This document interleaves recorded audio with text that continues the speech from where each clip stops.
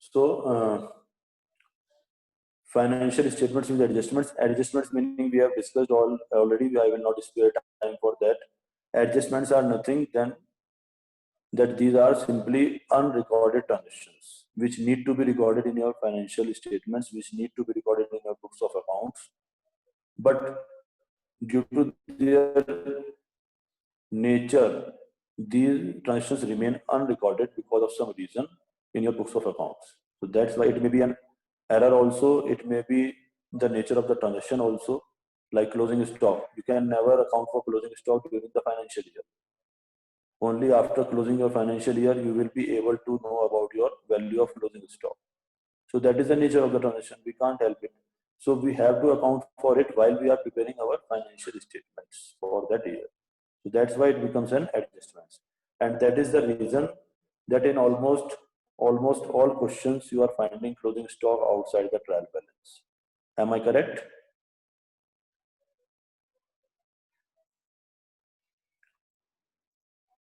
Yes. Fine. Okay. So first thing is that uh, suppose I give you an example. I have purchased goods for rupees 1000. I have purchased goods. Please note down this on paper. If you are noting it on paper, only then you will be able to respond properly and you will be able to answer my questions properly.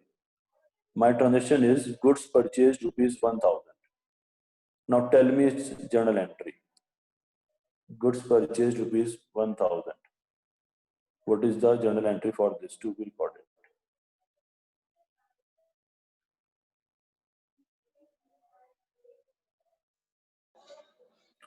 I have given you transaction goods purchased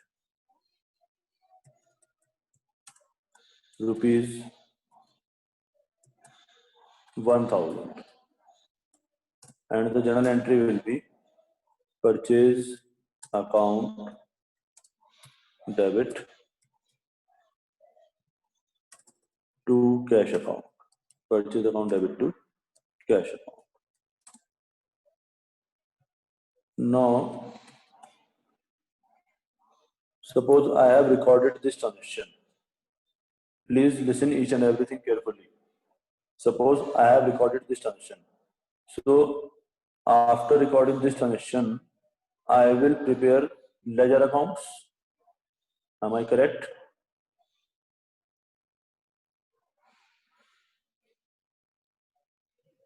I will prepare ledger accounts.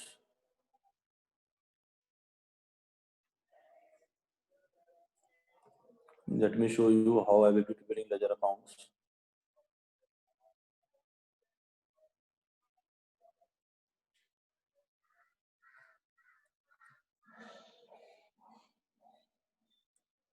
In which ledger account I will post this journal entry.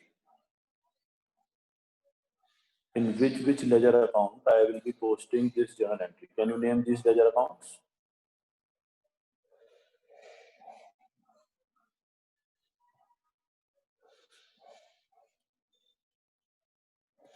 Because in my journal entry there are two accounts, so I will be posting this entry in two ledger accounts. First will be, yes, very good, purchase account.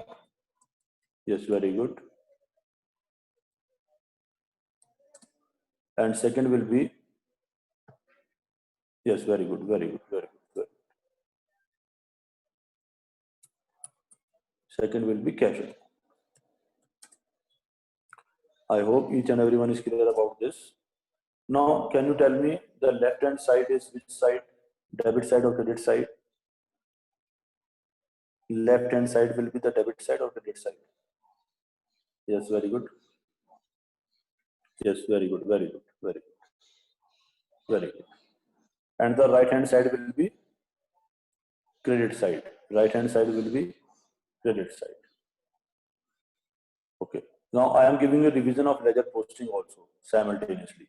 Now see, the rule says that because purchase account is being debited, so I will post this journal entry on the debit side of purchase account.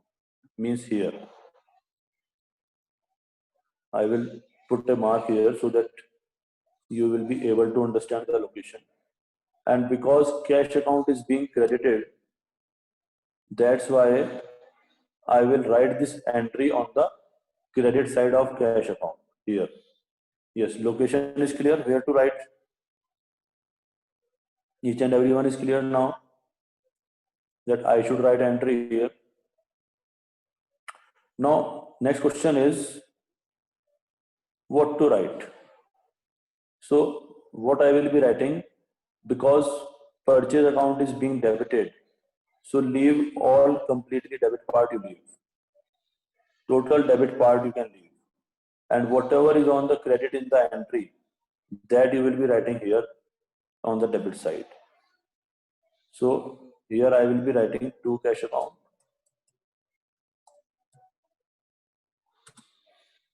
And here, because cash account is being credited, that's why I will leave completely the credit side of the entry. I will completely leave the credit side of the entry and I will write whatever written in debit. So here I will be writing by purchase account. So I hope each and everyone is clear about posting. It is called ledger posting. Technically, we call it ledger posting. Okay. Yes, good participation. I will appreciate this, but still I am not finding some names. So I will request each and everyone, those who are not responding, please respond. Keep responding. Now, the third part of this is not understood. Yes. Wait for a minute. Let me clear that. Yes. Now it's clear. So now the third part is what amount I should write here. So because this entry is not that much confusing, that's why the debit and credit part is equal.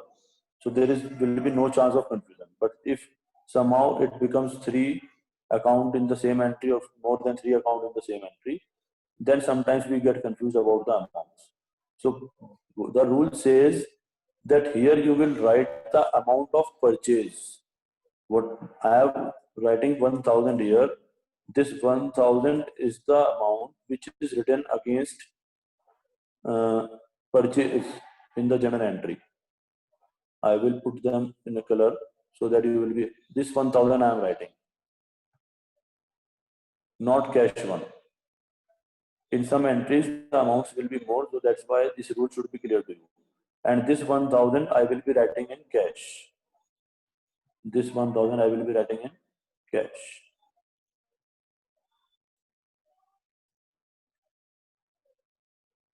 Now I hope you are clear about this rule also, that which amount should be written where.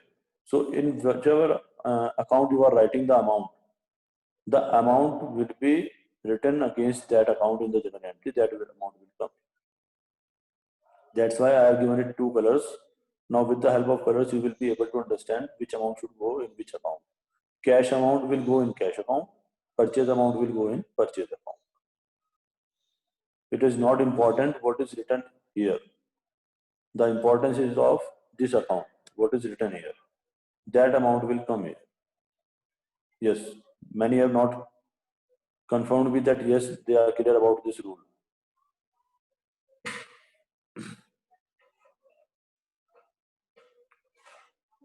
So this way we have revised ledger posting also.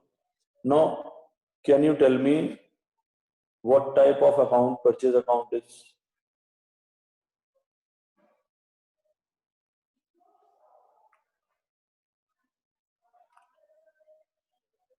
Yes, very good.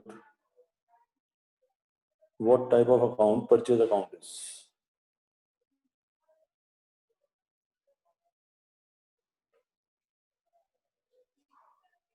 Yes, very good, very good. Personal, real or nominal? Very good, very good.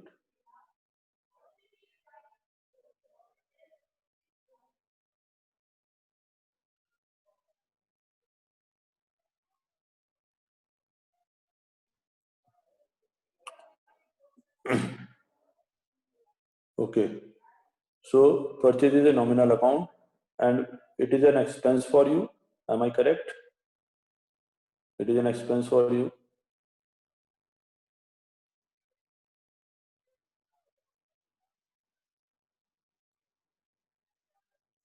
So what type of balance expenses has? Debit balance or credit balance? Expense account has what type of balance? Yes, very good. Okay, very good, very good.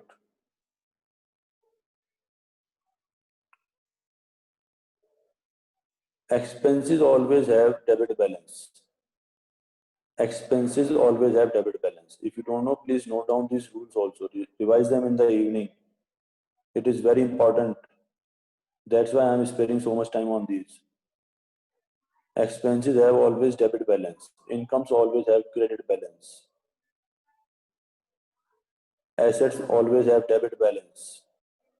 Liabilities always have credit balance. Expenses and assets always have debit balance. Expenses and assets always have debit balance. Incomes and liabilities always have credit balance. That shows that you have not listened to the video which I have uploaded on Friday or Thursday. And many of you have not commented your house number over also there. So if you will keep these things in mind only, then you will be able to understand the logic, what I am doing. Otherwise, hardly you will be able to understand the things. So I hope you have noted these rules again. So now now I give you a simple calculation. Plus 6 plus 5. What will be the answer? Plus 6 plus 5. What will be the answer? Yes.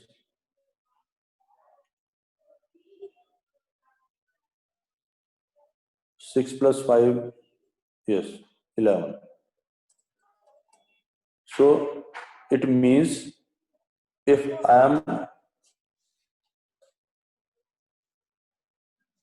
putting the transaction in the same symbol, that will increase. So if purchase as, now listen it carefully, purchase according to you is an expense, and that's why it has debit balance. Because it is an expense, it is a debit balance, it will be having a debit balance. Now I am again debiting it. In this entry, I am debiting purchase account. So because of this entry, purchase balance will increase or purchase account balance will decrease? This is my question.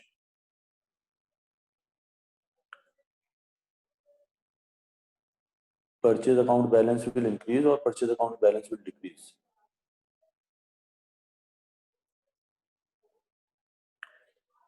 See, first thing I told that in the same symbol, if you are doing something, that will always increase.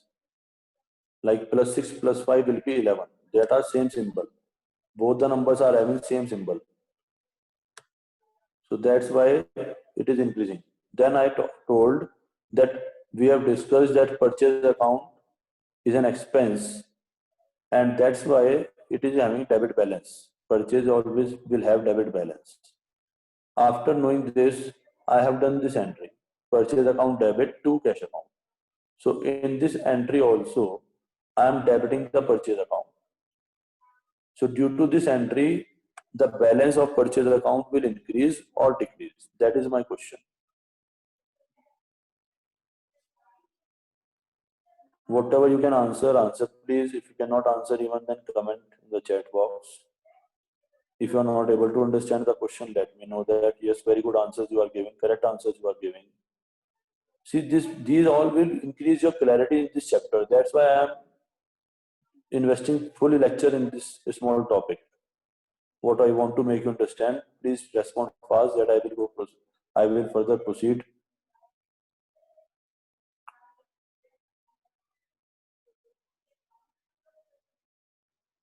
What type of account cash account is? Yes, real account. So it is a property for you. And what type of balance real accounts has? What type of balance real account has? Yes, very good. Yes, very good. real accounts are your property, and real accounts always have debit balance.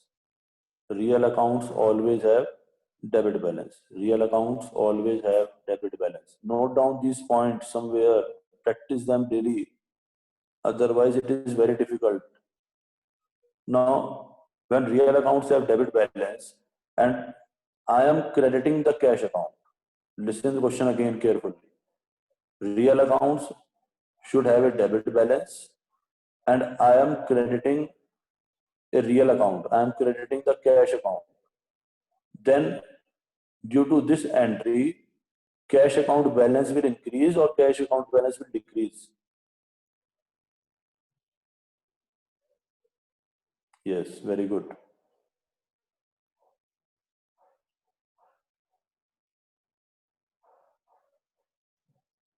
It will decrease.